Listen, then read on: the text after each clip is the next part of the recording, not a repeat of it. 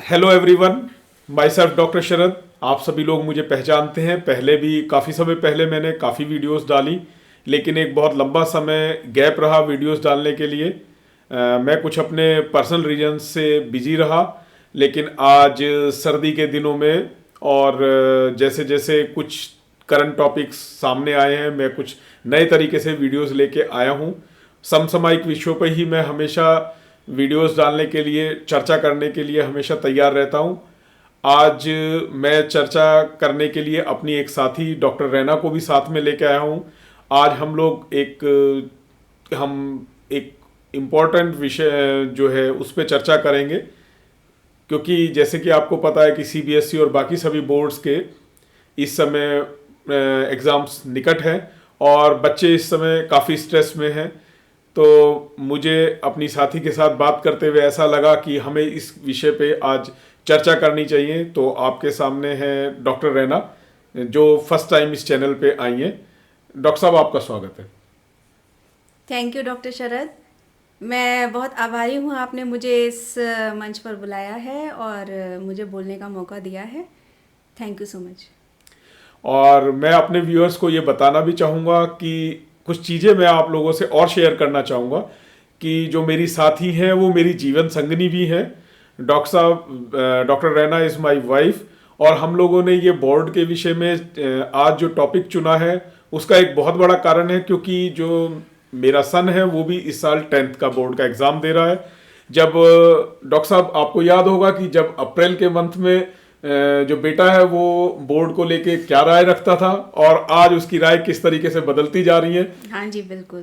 तो उस समय उसके शब्द होते थे, मैं उन्हीं वर्बेटम में बोलना चाहूंगा, तो वो बोलता था, अरे पापा बोर्ड कुछ नहीं है, बोर्ड तो हलवा होता है। लेकिन अभी जैसे जैसे बोर्ड पास आ रहा है, एग्जाम का समय निकट आ रहा है, तो उसके वर्ड्स चेंज हो रहे हैं। इनफैक्ट आपको याद भी होगा कि मैंने एक दिन उससे मजाक मजाक में ये भी बोला था कि बेटा अगर हलवा ज्यादा गर्म हो तो वो मुंह भी जला देता है। राइट, ऐसा हुआ था और ये बिल्कुल सच्ची घटनाएं हैं। और आई थिंक ऐसी घटनाएं हर घर में हो रही होंगी जहाँ जहाँ बोर्ड एग्ज़ाम देने वाले बच्चे हैं, चाहे वो 10th हो चाहे 12th हो। सो 2024 is over and 25 has started. तो सभी को पता है कि इस बार बोर्ड एग्ज़ाम्स 25 में, मार्च में या मार्च और अप्रैल के आसपास ख़त्म हो जाएंगे। सो हम लोग यही चाह रहे हैं कि हम लोग हर उस बच्चे तक हमारा वीडियो पहुँचे जो कि स्ट्रेस में है, क्योंकि हम इस वक्त स्ट्रेस के ऊपर ही बात करने वाले हैं कि बोर्ड एग्ज़ाम का स्ट्रेस होता क्यों है और उससे आप ओवरकम कैसे कर सकते हैं, उससे आप बाहर कैसे आ सकते हैं। बोर्ड एग्जाम बच्चों के लिए एक बहुत ही क्रूशियल पीरियड है।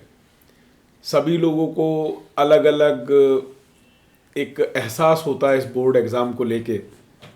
बच्चे अलग अलग परिकल्पनाओं में रहते हैं। कुछ बच्चे सोचते हैं कि हमने ज़िंदगी का एक पड़ाव पार किया, जब हम बोर्ड एग्ज़ाम देंगे तो हम ज़िंदगी के एक पड़ाव को पार करेंगे। और अच्छा भी है, क्योंकि क्रूशियल तो है ही डेफिनेटली। और लेकिन बच्चे जैसे जैसे समय पास आता है तो बच्चे कुछ इसको लेके एक एंजाइटी में, एक स्ट्रेस में आने लगते हैं। मैं ये नहीं कहूँगा कि स्ट्रेस अच्छा नहीं होता।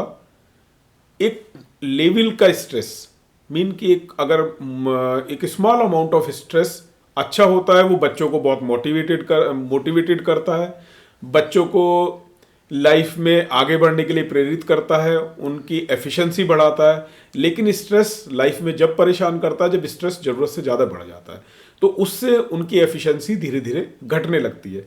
तो आज हम दोनों लोग यहाँ पे इसी बारे में डिस्कस करेंगे कि आखिर ये स्ट्रेस है क्या, कैसे हम इसको कोप अप कर सकते हैं, स्ट्रेस किस लेवल का स्ट्रेस परेशान करने लगता है, वो हमारी मेंटल हेल्थ पे किस तरीके से परेशानी देता है, वो हमारी फिजिकल हेल्थ पे किस तरीके से परेशानी देता है, आगे हमारी परफॉर्मेंस में किस तरीके की प्रॉब्लम हो सकती है बच्चों को। तो अभी हम आगे इसी पे चर्चा अपनी शुरू करते हैं। सो बात निकली है स्ट्रेस की, तो हमें स्ट्रेस के बारे में सोचना भी चाहिए, क्यों ना सोचें। Stress is an important word, मगर इतना भी इम्पॉर्टेंट नहीं है कि हम उसी के बारे में सोचते रहें, है ना। लेकिन अब सवाल ये उठता है कि स्ट्रेस को हमें कितनी इम्पोर्टेंस देनी है। Is it important than yourself? No, it's not. तो अभी हम स्ट्रेस के बारे में डॉक्टर साहब से ही बात करते हैं कि उनका व्यू क्या है स्ट्रेस के बारे में। देखो बच्चों, मैं आप सभी लोगों से एक चीज़ कहना चाहूँगा कि जितना ये वर्ड आज एक फैशन में आ गया, मैं तो इसको सभी अपने पेशेंट्स को भी यही बोलता हूँ कि ये एक फैशनेबल वर्ड हो गया है। बिल्कुल भी इससे घबराने की ज़रूरत नहीं है। इस आप मेरे शब्दों पे ध्यान देना। Stress is a normal body reaction for any challenges. कोई भी चैलेंज हम डे टू डे लाइफ में अपना फेस करते हैं, उसके लिए बॉडी जिस तरीके से अपने आप को तैयार करती है उसी का नाम स्ट्रेस है। मेडिकल में उसके लिए कोई और टर्म हो सकती है, एक जनरल लैंग्वेज में आप लोग उसे स्ट्रेस वर्ड यूज़ करते हो, हम लोग उसे अपना बॉडी का डिफेंस मैकेनिज्म भी कहते हैं। तो बिल्कुल भी ऐसा नहीं है कि स्ट्रेस कोई ख़राब चीज़ है, मैं पहले भी कह चुका हूँ अभी पीछे। स्ट्रेस बिल्कुल भी ख़राब नहीं है। In fact small amount of stress, जो मेडिकल टर्मिनोलॉजी में या आप उसे एक वर्ड यूज़ करते हैं यू स्ट्रेस, यू स्ट्रेस हमेशा बहुत अच्छा है। कैसे अच्छा है? क्योंकि वो आपकी परफॉर्मेंस बढ़ाता है, आपकी हेल्थ इंप्रूव करता है, आपकी बॉडी को तैयार करता है, आप डेली न्यू न्यू चैलेंजेस को फेस करते हैं और उसके बाद आप लाइफ में आगे बढ़ते चले जाते हैं। यू स्ट्रेस बिल्कुल भी खराब नहीं है। अब लेकिन जब स्ट्रेस एक जरूरत से ज़्यादा बढ़ता है, जिसको आप वर्ड यूज़ करते हैं डिस्ट्रेस, कहते हैं ना भाई यार हम लोग तो आज बहुत डिस्ट्रेस हो रहे हैं। ये जो डिस्ट्रेस वर्ड है, डिस्ट्रेस इज जब स्ट्रेस एक लेवल से ज़्यादा बढ़ गया, ये खराब है। यही आपकी परफॉर्मेंस डाउन करता है, यही आपकी मेंटल हेल्थ डाउन करता है, यही आपकी फिजिकल हेल्थ डाउन करता है, और इनफैक्ट और बहुत सारी चीज़ें लाइफ में जुड़ती चली जाती हैं केवल इस डिस्ट्रेस की वजह से। देखो अभी तो स्ट्रेस के बारे में बात हुई, टाइप ऑफ स्ट्रेस के बारे में हुई। कुछ कॉमन फैक्टर्स हैं जो हमारे अंदर स्ट्रेस को जन्म देते हैं। इन 4 वर्ड्स को जो मैं आगे कुछ चीज़ें आपको बताना चाह रहा हूँ, इन पे बहुत ध्यान देना है आपको। क्या ध्यान देना है? तो हाई एक्सपेक्टेशंस नहीं रखनी है। हाई एक्सपेक्टेशन फ्रॉम सेल्फ और अदर्स। इसका मतलब ये है कि होता क्या है, बच्चे क्या करते हैं कि हर चीज़ को हवा हवाई तरीके से सोचते हैं, हर चीज़ को कंपैरिजन करते हैं। जैसे कि क्या है, एक बहुत कॉमन वे है कि बच्चे क्या करेंगे, अपने साथी बंधुओं से बहुत ज़्यादा कंपैरिजन करना शुरू कर देंगे, अपनी स्टडी पे कंसंट्रेट नहीं करेंगे। ठीक है, होना क्या चाहिए, उससे इफेक्ट क्या आएगा? उससे इफेक्ट ये आएगा कि आपकी स्टडी तो एडिक्वेट हुई नहीं, आपने एक्सपेक्टेशंस बहुत हाई कर ली और उसकी वजह से क्या हुआ, और कंपैरिजन करना शुरू कर दिया। तो अब तीनों नेगेटिव पॉइंट्स हो गए ना आपके, और उससे आपका पुअर टाइम मैनेजमेंट भी होता चला जाएगा। ना आपने टाइम बचाया, क्योंकि टाइम में तो आपने क्या किया, आप कंपैरिजन करने लग गए, आपने अपनी एक एक्सपेक्टेशंस बनानी शुरू कर दी, और आपने जो है स्टडी की नहीं। तो ओवरऑल तीनों चीजें नेगेटिव हो गई। ये चारों चीजें मिलके स्ट्रेस क्रिएट करती हैं। डॉक्टर साहब इस बारे में बहुत अच्छे से बताएंगी। अभी आप लोगों से जैसे मैंने स्ट्रेस के बारे में बताया, अब आप लोगों को ये तो बहुत अच्छे से बच्चों क्लियर हो गया होगा कि यू स्ट्रेस और डिस्ट्रेस। केवल यू स्ट्रेस में कोई प्रॉब्लम नहीं है, डिस्ट्रेस परेशान करता है। अब मैं आपसे कुछ कॉमन फैक्टर्स के बारे में बताने की कोशिश करूंगा जो आपको जिस वजह से ये डिस्ट्रेस या स्ट्रेस होता है। इसमें जो सबसे पहले रोल है, बहुत हाई एक्सपेक्टेशन जो आप खुद से भी रखते हैं और दूसरों से रखते हैं। ये एक्सपेक्टेशन ये केवल बोर्ड एग्जाम के लिए नहीं है। आप लाइफ में एक चीज़ बहुत अच्छे से आज मेरी समझने की कोशिश कीजिए कि इस लाइफ में किसी से कोई एक्सपेक्टेशन रखना बंद कर देंगे तो हमेशा लाइफ में सुखी रहेंगे। स्ट्रेस का सबसे बड़ा कारण ही ये एक्सपेक्टेशन है। और अभी आप एक first phase of your life में जा रहे हैं, आपके सामने नए नए एक्सपीरियंसेस हैं, तो आपके बहुत सारे एक्सपेक्टेशंस रहती हैं कि पापा मेरे लिए ये करेंगे, मम्मा मेरे लिए ये करेंगी, टीचर्स मेरे लिए ये करके रखेंगे, मेरे जो कोचिंग टीचर हैं वो मेरे लिए ये प्रिपरेशन। ऐसा कुछ भी नहीं है। फैक्ट ये है कि लाइफ में सब कुछ अपने आप ही करना होता है। आप सही करेंगे तो खुद करेंगे, आप चीज़ें लर्न करेंगे तो खुद करेंगे। तो ये एक्सपेक्टेशंस नॉर्मल लेवल तक एक्सपेक्टेशंस होना अच्छा है, लेकिन आप अगर बहुत हाई एक्सपेक्टेशन रखेंगे तो वो आपका एक स्ट्रेस का कारण बनेगी। दूसरी चीजें हैं कि कभी भी कंपैरिजन नहीं करना है, कभी भी अपने किसी फ्रेंड से और अपने किसी कलीग से, किसी से कोई एक्सपेक्टेशन नहीं रखनी है, सिर्फ अपनी स्टडी पे ध्यान देना है। अदरवाइज होता क्या है, उसने इतना पढ़ा, मैंने कम पढ़ा, उसने ज़्यादा कर लिया, उसने 2 टॉपिक पढ़ लिए, अभी फ़ोन लगा के बात करता हूँ उसका कितना चैप्टर हुआ। ये जो कंपैरिजन है ये भी एक स्ट्रेस को बहुत ज़्यादा इंक्रीज करता है, उसका लेवल बढ़ता चला जाता है। तीसरा है, इन सब चीज़ों से क्या होता है, आपका पुअर टाइम मैनेजमेंट होता है। आपका जब पुअर टाइम मैनेजमेंट होगा तो टाइम निकलता चला जाएगा, टाइम निकलेगा तो स्ट्रेस और बढ़ता चला जाएगा। तो इन फैक्टर्स को आपको बहुत ज़्यादा ध्यान देना है और कभी भी प्रोकास्टिनेट नहीं करनी है चीज़ों को, कभी भी एक हवाई लाइफ में नहीं रहना है। प्रॉब्लम सॉल्व तभी होंगी जब आप स्टडी करेंगे, मैथ्स जब भी आप समझ पाएंगे जब आप उसकी प्रैक्टिस करेंगे, इंग्लिश आप जब भी समझ पाएंगे, आप उसमें परफेक्ट हो पाएंगे जब आप इसको रिटन वर्क में आप लिख के काम करेंगे। आप सोचें कि आप वीडियो देख के केवल समझ लें, नहीं हो सकता। आप सोचें कि आपने किसी का लेक्चर देखा है और उसने कोई आपको सॉल्यूशन दिया है, उससे हो जाएगा, बिल्कुल नहीं होगा। सिर्फ आपका क्या रहता है, इनसे आप चीजें प्रोकास्टिनेट करते हैं, हाँ उन्होंने ऐसे किया था तो फिर ऐसा हो जाएगा। ये नहीं, हर चीज को पेन पेपर लीजिए, उस पर रिटर्न कीजिए, हमेशा लिख लिख के देखिए, तो आपको प्रैक्टिस भी होगी, आपका जो एक अंदर का डर है वो भी निकलेगा, आपका टाइम मैनेजमेंट भी आएगा। आगे मैं और बहुत सारी चीजें डिस्कस करूंगा जिससे आप देखेंगे कि ये कॉमन, लेकिन अभी आपको ध्यान रखना है कि ये कॉमन फैक्टर्स है जो स्ट्रेस बढ़ाते हैं। You all might be knowing about Karma, right? तो कर्मा का मतलब क्या है? कर्म करना, कर्म ही प्रधान है। हमारा कर्म क्या है? स्टूडेंट का कर्म क्या होता है? केवल पढ़ाई, है ना? तो और पढ़ाई को अगर आप फोकस करते हैं तो आपको अपने आप से ही कंपैरिजन करना सीखना चाहिए, बजाय कि किसी और से। अगर अपने आप से ही कंपेयर करेंगे, अपने आप से ही कम्पीट करेंगे, तो आप अपने आप से बेटर होते जाएंगे day by day, month by month, year by year. तो यही हमारी जो स्टडीज़ है वो हमें यही सिखाना चाहती है कि हम अपने आप को अपने आप से बेटर कैसे बनाएं। अब आगे मैं आपसे कुछ पॉइंट्स पे और डिस्कस करूंगा कि किस तरीके के सिम्टम्स, किस तरीके की चीज़ें फील होने लगती हैं जब आप स्ट्रेस में होते हैं। सबसे पहले मैं फिजिकल सिम्टम्स पे बात करूंगा। फिजिकल सिम्टम्स में आपको जो सबसे ज़्यादा महसूस होता है, यूजुअली कुछ बच्चों को आपने देखा होगा कि अमूमन जब एग्ज़ाम का टाइम आएगा तो उनके पेट के दर्द की शिकायत होने लगती है। ये भी स्ट्रेस की वजह से ही है। कुछ बच्चे कहते हैं कि जी मुझे बड़ा नॉजेटिंग फील हो रहा है, मुझे उल्टी जैसा लग रहा है, मेरे को अच्छा नहीं लग रहा है, या मुझे नींद बहुत आ रही है, या मेरे सिर में दर्द हो रहा है। ये सब स्ट्रेस की निशानी है। तो आप समझ लीजिए, ये जब स्ट्रेस फिजिकली बॉडी पे इफेक्ट डालता है तो इस तरीके के सिम्टम्स आने शुरू हो जाते हैं।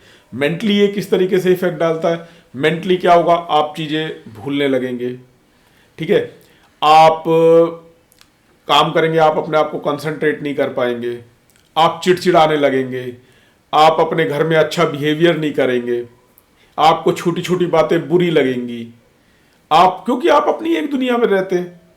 और उसका कॉज है कि वो स्ट्रेस क्यों आया? क्योंकि आपने उन 4 फैक्टर्स पे जो मैंने बात की उस पर कभी वर्क ही नहीं किया।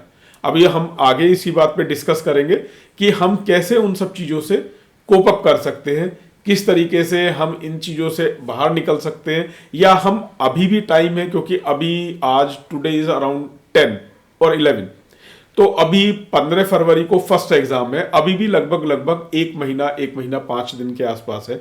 तो कैसे हम चीज़ों को प्लान कर सकते हैं, कैसे आप उन चीज़ों को आगे प्लानिंग में रखेंगे, सारी चीज़ों को टाइम मैनेजमेंट करेंगे, तो आप एक अच्छा रिजल्ट कर पाएंगे।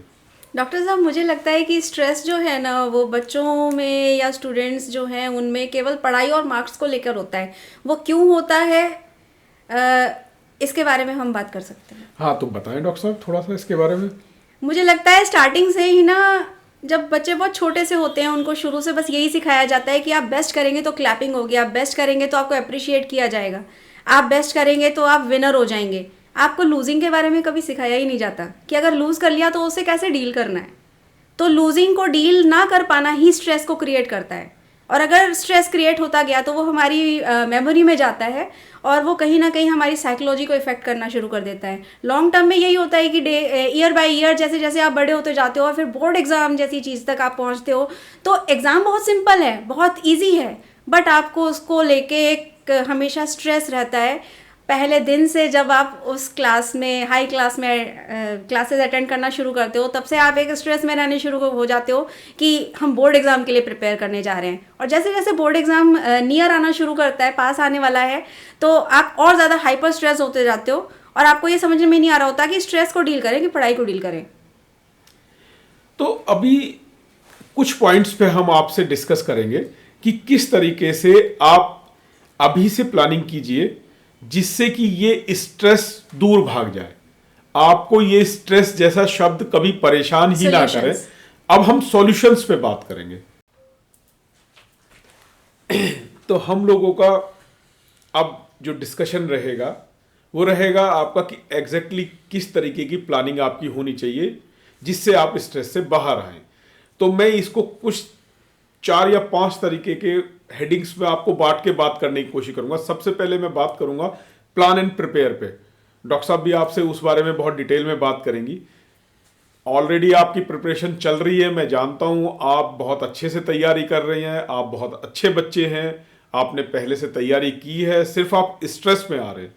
तो अब उस स्ट्रेस से बाहर निकलने के लिए आपको सिर्फ क्या करना है, बहुत लेंदी तरीके से सब्जेक्ट को नहीं लेके चलना, आपको छोटे छोटे उनके पॉइंट्स उठाने। सबसे पहले आप एक चैप्टर लेके बैठे, आप उसको ऊपर से नीचे तक रिवाइज कीजिए।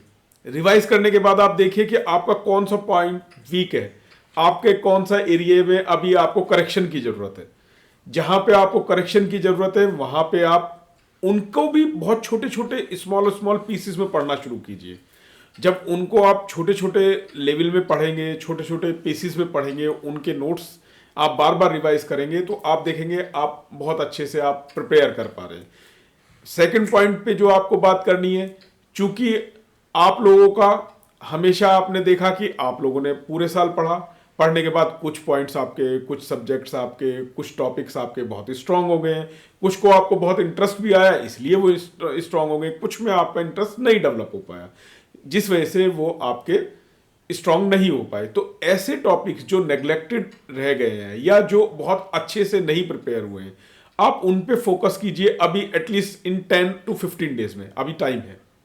लेकिन ऐसा बिल्कुल नहीं करना है कि जो स्ट्रांग टॉपिक है आप उनको छोड़ देंगे। मैं आपसे एक बहुत छोटा सा एग्जांपल दूंगा। आप किसी भी बड़े संगीतकार को ले लीजिए, आप किसी बड़े एक्टर को ले लीजिए, आप जो ये जितने भी चाहे फ्लूट प्लेयर है, चाहे ड्रम प्लेयर है, XYZ जो भी है, जिनको आप देखते हैं कि बहुत अच्छा परफॉर्म कर रहे हैं, लेकिन ऐसा नहीं है कि वो उसी दिन प्रिपेयर करते हैं। आप उनका अगर शेड्यूल देखेंगे तो उनका, जिसको वो अपने शब्दों में बोलते हैं कि हम सुबह के समय रिहर्सल, है ना, रिहर्सल करते हैं, वो डेली उनकी प्रैक्टिस होती है, जिस प्रैक्टिस से उनमें ब्रशिंग होती रहती है, ब्रशिंग होती रहती है। तो उसके वजह से जब वो परफॉर्मेंस के लिए जाते हैं तो बहुत अच्छे से परफॉर्म कर पाते हैं। जब एक मेमोरी का एक पार्ट है, आप समझिए, जब हमारे मेमोरी 2 तरीके की होती है, आप इसको समझने की कोशिश कीजिए। एक शॉर्ट टर्म मेमोरी होती है, एक लॉन्ग टर्म मेमोरी होती है। मेमोरी हमारी किस तरीके से डेवलप होती है, जो हमारी सेंसेस हैं उनसे हम मेमोरी हमारी डेवलप होती है। हम every time, every minute, every second, जो भी पार्ट, जो छोटे से छोटा समय का पार्ट हो सकता है, हम अपने सेंसेस से परसीव करते हैं और वो माइंड में हमारे मेमोरी के रूप में जा रहा होता है, मेमोरी के रूप में स्टोर होता है। मेमोरी पहले शॉर्ट टर्म मेमोरी होती है। शॉर्ट टर्म मेमोरी में क्या है कि वो थोड़े टाइम बाद फेड ऑफ हो जाएगा और ब्रेन के किसी डंप बॉक्स में, किसी कॉर्नर में वो चला जाता है। मैं उस पर डिस्कस नहीं करूंगा वो कौन सा पार्ट होता है। बट अगर हम उन्हीं सब चीजों को रिहर्सल करते हैं जो हमने पूरे अपने सेंसेस से परसीव किया है, तो उससे क्या होता है, जब रिहर्सल के बाद वो हमारा लॉन्ग टर्म मेमोरी में जाता है। जब लॉन्ग टर्म मेमोरी में जाता है तो वो बहुत लंबे समय हमारे माइंड में रुकता है। तो हमको क्या करना है यहाँ पे, अपनी शॉर्ट टर्म मेमोरी में भी जो चीजें हैं जो हम परसीव कर रहे हैं, उनको लॉन्ग टर्म मेमोरी के लिए स्टोर करना है। लॉन्ग टर्म मेमोरी में स्टोर कैसे होगा? वो रिहर्सल से होगा। लॉन्ग टर्म मेमोरी में क्यों करना है? जिस समय आप एग्जाम देने जाएंगे, ऐसा जरूरी नहीं है कि क्वेश्चन उसी समय जो आप सुबह पढ़ के आए हैं वो ही है। पता चला आपने किसी दिन क्लास में पढ़ा था, किसी दिन टीचर ने आपसे कोई टॉपिक डिस्कस किया था, जब आपसे वो टॉपिक डिस्कस हुआ है तो चूंकि आपकी लॉन्ग टर्म मेमोरी में है, तो वो आप उसको बहुत अच्छे से एक्सप्लेन कर पाओगे। और किसी तरीके का भी कोई स्ट्रेस लेने की जरूरत नहीं है। चीजों को बहुत मजे मजे में पढ़ना है, बहुत कूल होके, अपने रिहर्सल को भी बहुत कूल तरीके से अच्छे से महसूस करके। और सर, मेमोरी का जिक्र आते ही एक चीज तो क्लियर हुई कि डिस्कशन करके पढ़ना एक अच्छी हैबिट होती है। डिस्कशन करके पढ़ना बहुत अच्छा होता है। अगर आपका कोई फ्रेंड ऐसा है जिससे आप डिस्कस कर सकते हैं तो आप उससे पढ़िए, बट कंपैरिजन नहीं करना है। एग्जैक्टली। मेमोरी में जाने के लिए आपका डिस्कशन होना चाहिए। आप अपनी मदर से भी डिस्कस कर आपस सकते में हैं। अंडरस्टैंडिंग होनी चाहिए, एक दूसरे की हेल्प करने वाली अंडरस्टैंडिंग। यस, आप अगर आप खाना खाने के लिए गए हैं, आप अपने पेरेंट्स से डिस्कस कर लीजिए। आप कोई भी टॉपिक उनसे बोलना शुरू कर दीजिए। और एक बहुत अच्छा तरीका बताता हूं आपको, सामने एक मिरर रखिए।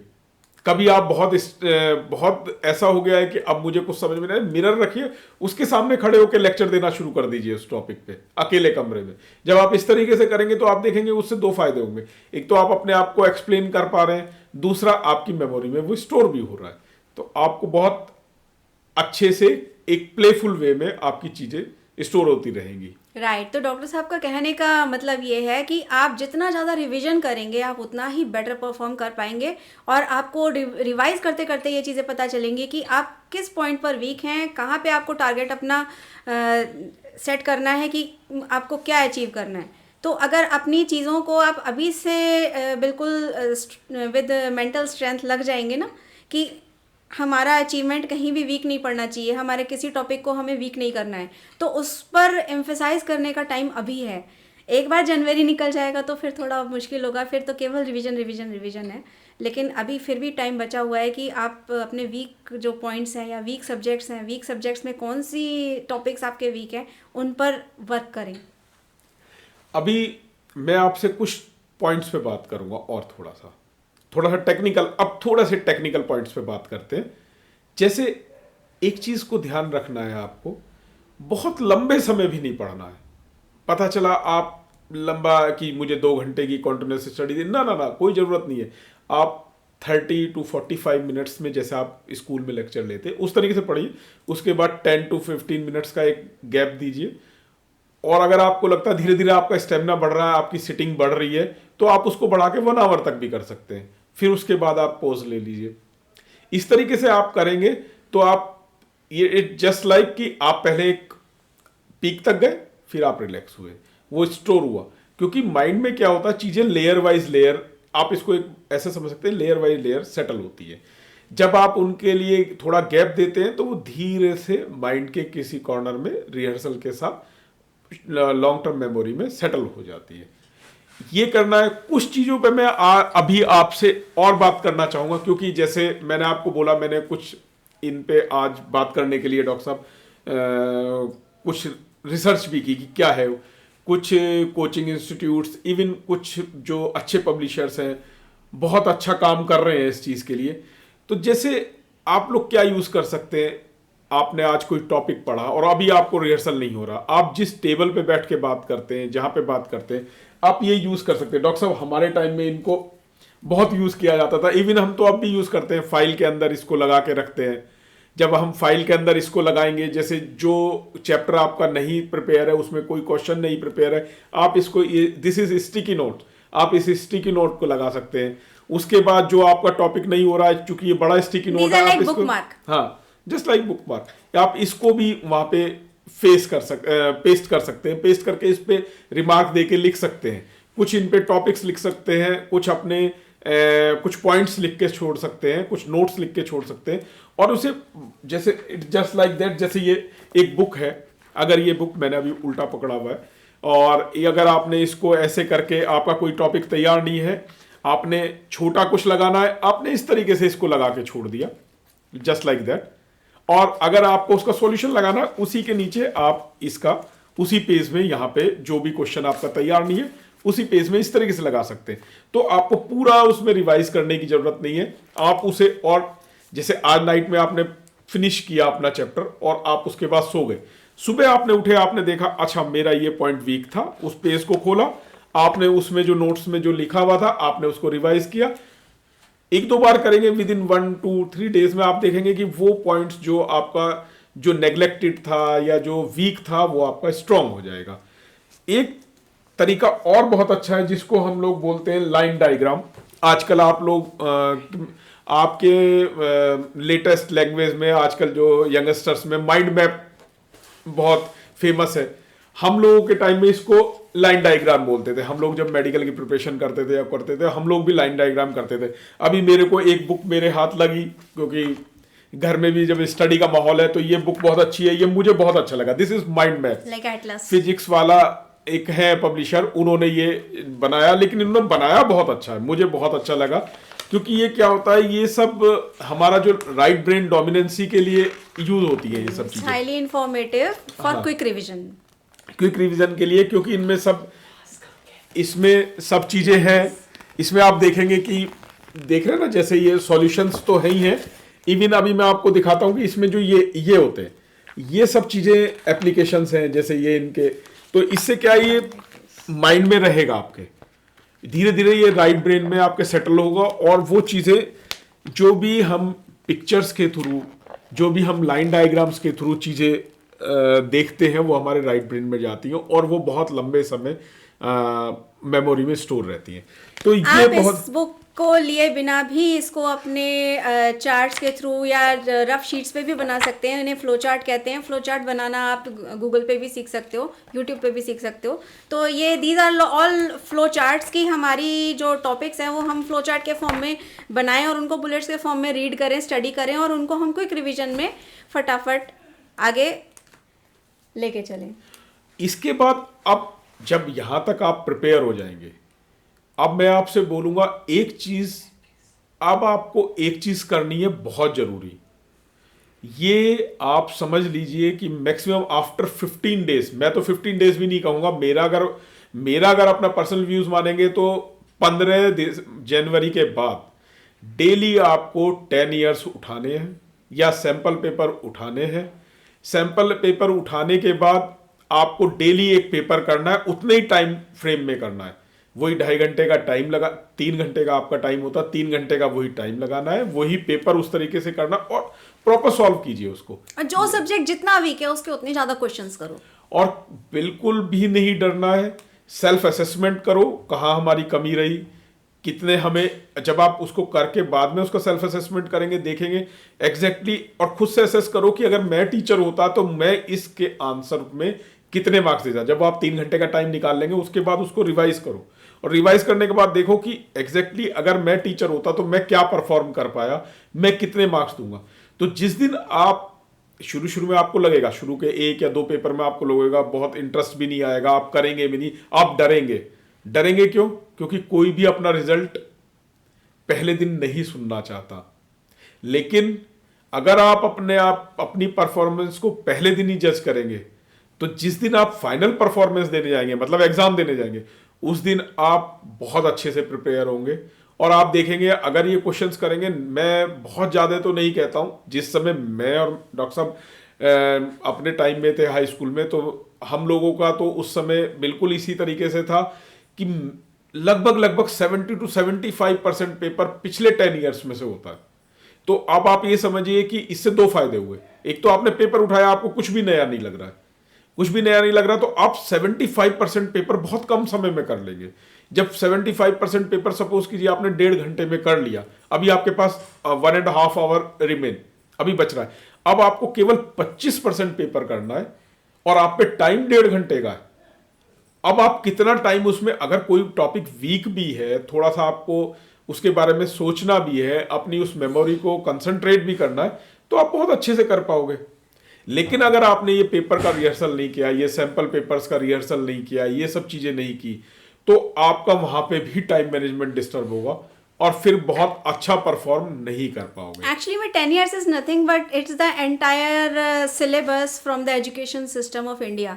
तो एजुकेशन सिस्टम ने हमारा जो भी टॉपिक्स डिसाइड कर रखे हैं कि सिलेबस में होने चाहिए, उन्हीं पे वो क्वेश्चंस हैं, और उन क्वेश्चंस को रिवीजन करने का जो फ़ायदा है वो यही है कि आपके सारे टॉपिक्स एक बार में तैयार होते चले जाते हैं, और आप जितने ज़्यादा क्वेश्चंस करते हैं आप उतना ज़्यादा आंसरेबल हो जाते हैं, और आंसर प्रोड्यूस करना, आंसर तरीके से लिख कर आना ही आपको मार्क्स अच्छे अचीव करने में हेल्प कर देता है। तो it's always a good idea to perform at home 10 years। पहले आप डेली घर पे परफॉर्म करें और फिर अच्छे से जाके अपने एग्जामिनेशन रूम में परफॉर्म करें। अगर आपने घर में परफॉर्म नहीं किया तो आप लिख के रख लीजिए, आप कितना ही अच्छा प्रिपेयर करके गए हैं, आप स्ट्रेस में आओगे, और आपकी अगर 100% भी तैयारी होगी तो भी आप 100% वहां परफॉर्म नहीं कर पाओगे। हाँ, अगर आपने 10 years किए हैं, मैं आपको आज गारंटीड कह रहा हूं, आपने 90% तैयारी की होगी तो भी आप 95% परफॉर्म करके जाओगे। आप इसको लिख के रख लो, और जब रिजल्ट आएगा अगर इस तरीके से आप चलोगे, आप मुझे जरूर कभी भी या तो डीएम करिएगा या कभी मुझे कमेंट कीजिएगा। आप इस चीज को एक्सेप्ट करोगे कि हाँ, डॉक्टर साहब ने या अंकल ने उस दिन बोला था इस चीज को, हमें इससे बेनिफिट हुआ। मैं चाहूंगा कि आपका उस समय मुझे इस पे जरूर कमेंट आए। मुझे डॉक्टर साहब से अब ये पूछना है कि सर, आपके पास क्या हेल्थ टिप्स हैं और क्या एडवाइस हैं अपने एग्जामिनीज के लिए और एस्पायरेंट्स के लिए? वैसे तो जब आप लोग सब तैयारी अच्छे से करेंगे, उसके लिए मैंने आपको टिप्स दी, तो हेल्थ तो अब अच्छी रहनी ही रहनी है, लेकिन फिर भी कुछ पॉइंट्स पे आप ध्यान रखेंगे।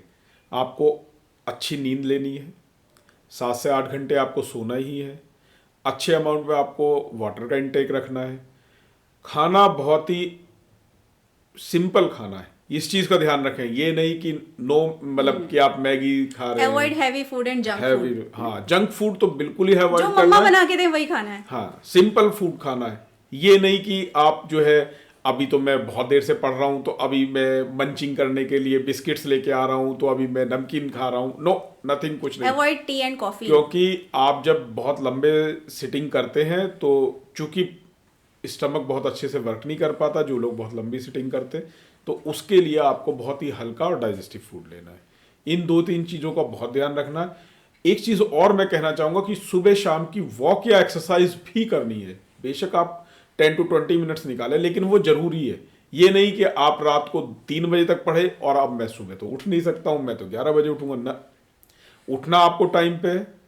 आप बेशक आप 2 बजे 3 बजे तक पढ़ रहे हैं, वैसे तो मेरा कहना यह है कि आप लेट नाइट ना पढ़ें, आप अर्ली मॉर्निंग उठ के पढ़ें। अर्ली मॉर्निंग जो कंसंट्रेशन होता है वो बहुत अच्छा होता है। उसके बाद आप थोड़ा सा वॉक पे भी जाएं। बेशक मौसम थोड़ा गड़बड़ है तो थोड़ा लेट निकल जाए, लेकिन आप अच्छे से वॉक भी होनी चाहिए, मेडिटेशन भी होना चाहिए 2-4-5 मिनट का। उसके लिए आप जिस टेबल पर पढ़ते हैं या जहां आप सुबह उठ के बैठते हैं, वहां पे आप एक ब्लैक स्पॉट बना सकते हैं या एक रेड स्पॉट बना सकते हैं, जिसपे आप डायरेक्ट कंसंट्रेट करें 5 मिनट 10 मिनट, तो आपको लगेगा बहुत अच्छे से कंसंट्रेशन आपका बन रहा है। जब भी आप चीज़ों को लेके स्ट्रेस्ड हो, वैसे तो मुझे नहीं लगता कि इतने पॉइंट के बाद आपको स्ट्रेस होना चाहिए, लेकिन फिर भी अगर आपको लगता है कभी, तो टेक डीप ब्रीदिंग, है ना। हमेशा ब्रीथ, बहुत लंबा लंबा ब्रीथ करना है। उससे क्या होता है कि आप थोड़े टाइम बाद बॉडी को फुल ऑक्सीजन मिलेगी। जब फुल ऑक्सीजन मिलेगी तो आप धीरे धीरे नॉर्मल महसूस करें। Brain needs more oxygen during studies. बिल्कुल, इस चीज का ध्यान रखना। अब इतने के बाद फिर भी आपको अगर कभी लगता है तो अपने पेरेंट्स से डिस्कस कीजिए, आप अपने किसी फ्रेंड से डिस्कस कर सकते हैं, आपके घर में अगर आपके बड़े भाई हैं उनसे डिस्कस कर सकते हैं, बड़ी सिस्टर है उनसे डिस्कस कर सकते हैं, ठीक है। और खुद से भी डिस्कस कीजिए। ऐसा नहीं है, मैंने बोला ना, शीशे के सामने रख के आप खुद से भी डिस्कस कीजिए, और 1-2 बार अपने आप को शीशे के सामने देख के कॉन्फिडेंट वे में बोलिए कि हाँ, मैं पढ़ रहा हूँ, मैं अच्छा करके दिखाऊंगा, मैं कर पाऊंगा। जब बोलेंगे, वैसे भी सेल्फ मोटिवेशन के लिए तो डॉक्टर साहब के बहुत सारे पॉइंट्स हैं। डॉक्टर साहब कुछ बच्चों को बताइए। मुझे याद आता है, in past few years we have met many patients जो कि स्टूडेंट्स हैं और जिनको एग्ज़ाम फियर की वजह से मेडिसिन लेने आना होता था, तो वो हमेशा यही डिस्कस करते थे कि हमें एग्ज़ाम फियर होता क्यों है, और प्लीज़ आप हमें मेडिसिन से कुछ हेल्प कर सकते हैं। डेफिनेटली मेडिसिन हेल्प करती है, लेकिन सबसे पहले आपको सेल्फ कंसर्न होना है, आपको अपने ऊपर काम करना है। तो जितनी भी हेल्थ टिप्स अभी बताई गई हैं वो बहुत अच्छी हेल्थ टिप्स हैं, and you must carry forward them कि आप खुद तक भी रखो उन्हें, और अपने साथी जो फ्रेंड्स हैं उन्हें भी बताएं, जो आपके साथ पढ़ने वाले हैं उन्हें भी बताएं, सबके साथ शेयर करें। हेल्दी टिप्स हैं, इन टिप्स को ज़रूर शेयर करना चाहिए। और एक चीज़ जो मैं अपने पेशेंट्स को हमेशा बताती थी, शायद डॉक्टर साहब ने भी बताया होगा, कि सबसे पहले अपने ऊपर बिलीव करें कि you can do best, you are the best. और हमेशा अपने आप को ये चीज़ रिमाइंड कराते रहें डेली कि I can do my best and I will do my best, I am the best and I can achieve anything. जब तक आप अपने माइंड में ये चीज़ सेट नहीं करोगे कि आप एक अचीवर हो, तब तक आप अचीव कर ही नहीं पाओगे। तो just feed in your mind daily कि आई एम एन अचीवर और मुझे अचीव करना है, I have to achieve my goal. Goals भी सेट करते जाइए और अचीव भी करते जाइए। प्रैक्टिस करने का तरीका अभी हमने डिस्कस किया ही, एंड अभी हम लोग बस यही कहना चाहेंगे। आपकी बात से डॉक्टर साहब एक चीज याद आई, जब मैं छोटा था, जो आपने बोला ना कि अपने आप में बिलीव करना चाहिए, तो मैं अमूमन एक चैंटिंग करता था। जब भी मैं पढ़ के बहुत ज्यादा स्ट्रेस हो जाता था, मैं अमूमन बोलता था, मैंने पढ़ा है मुझे सब आता है, मैंने पढ़ा है मुझे सब आता है, मैं पढ़ा है मुझे सब आता है। तो ये इससे मैं स्ट्रेस से बाहर निकलता था। मैं आपको वो चीज बता रहा हूँ जो मैं जब 10th में था या जब मैंने 12th दिया, तो मुझे आज भी याद है, क्योंकि मेरी यूजुअली हैबिट इस तरीके की थी कि मैं सुबह उठ के पढ़ता था। नाइट में मैं चाहे लगभग 10 मैक्सिमम 10:30 मुझे सोना होता था। मेरे लिए सुबह बेशक वो 1 बजे हो जाती थी, 1:30 बजे हो जाती थी, मैं 2 ढाई 3 घंटे सोया और उसके बाद मैं फिर पढ़ता था। हमारे ब्रेन का स्लीप का एक पैटर्न होता है जब तक, और हमारा ब्रेन उसके लिए ट्यून्ड होता है। अगर हम उस ब्रेन को हम रेस्पेक्ट नहीं कर रहे हैं, अगर हम अपने ब्रेन को चैलेंज कर रहे हैं कि नहीं नहीं हम तो पढ़ सकते हैं, और ब्रेन चाह रहा है कि अभी सो जाओ, सोने का टाइम हो गया, तो यहाँ पे अपने आप में ही अंदर एक कॉन्फ्लिक्ट शुरू होता है और फिर स्टार्ट होता है स्ट्रेस। तो अपने आप को डिस्ट्रेस करने का तरीका सबसे बढ़िया है कि ये भी है कि जब भी आपका ब्रेन ये कह रहा है ना कि आप सो जाइए, तो आपको सो जाना चाहिए। और first respect your body, your brain, then आप देखिए कि क्या रिजल्ट आता है। और बाकी एग्ज़ाम से कुछ दिन पहले अगर आपको हम लोगों की बात से कुछ आपको हेल्प मिलती है, तो आप हम लोगों को कमेंट जरूर कीजिएगा। मैं कोशिश करूँगा कि एग्ज़ाम से पहले, खास एग्ज़ाम डे के लिए, कुछ टिप्स के लिए मैं एक बार फिर चर्चा आपके साथ करूं। और अभी हम अपनी चर्चा को विराम देते हुए, मेरे पास एक छोटा सा मैसेज है। वो मैसेज क्या है, जैसे कभी हम शॉपिंग पे गए तो मैंने एक टी शर्ट परचेज की थी, हालांकि वो अपने सन के लिए की थी, लेकिन उस टी शर्ट पे एक मैसेज बहुत प्यारा है। मैं आप लोगों को उसे कैमरे के सामने दिखाना चाहूंगा। देखो, आप इसको एक बार देखिए। इस पे क्या है, इसमें लिखा है नंबर 1 इज डिजायर। देखिए कैमरे में आ रहा है, ये एक बार देखिए जरा, कैमरे में आता है, दिख रहा है। Number 1 is desire, second is action. आपकी सबसे पहले इच्छा होनी चाहिए, इच्छा शक्ति, कि हाँ 1 महीना है और मुझे अब ये कंप्लीट करना है। उसके बाद उसके अनुरूप आपका एक्शन होना चाहिए, जो एक्शन के बारे में अभी हमने पूरी प्लानिंग के बात की। और थर्ड इज कंसिस्टेंसी, एक्शन तो होना ही चाहिए। रिहर्सल जिसकी मैंने बात की थी, वो रेगुलर होना चाहिए। अभी लगभग 35 डेज है, इनमें डेली होना चाहिए। तो फाइनल क्या निकल के आएगा, जो फाइनल निकल के आएगा, जो ये बीच का ब्लू पार्ट है, दैट इज मैजिक। यानी कि हमारा रिजल्ट बहुत अच्छा निकल के आएगा। और जब हमारा रिजल्ट अच्छा निकल के आएगा तो आप मुझे कमेंट जरूर कीजिएगा कि हाँ बहुत अच्छा रिजल्ट आपकी बात से निकल के आया, तो मुझे लगेगा कि शायद मैं आप तक पहुंच पाया। डॉक्टर साहब देखिए, ये आपने भी इस पे हम पहले भी बात करते रहे हैं, ये बहुत ही अच्छा मैसेज है। बहुत अच्छा मैसेज है। Number 1 is desire, second is action और थर्ड इज कंसिस्टेंसी। ये तीनों सर्किल जहां मिलते हैं तो बीच में मैजिक निकल के आता है। तो अभी मुझे लगता है काफी चर्चा हुई आज। So take care of your physical and mental wellbeing and give exams without fear. Yes, मुझे अभी डॉक्टर साहब लास्ट में बस बच्चों से एक ही बात कह रही है। मुझे 3 इडियट्स की वो लाइन याद आ रही है। क्या है डॉक्टर साहब वो, कि सक्सेस के पीछे मत भागो, एक्सीलेंस के पीछे भागो। जब आप एक्सीलेंस के पीछे भागोगे तो कामयाबी तो झक मार के पीछे दौड़ के आएगी। ठीक है, all the best for your exams. Thank you. Thank you.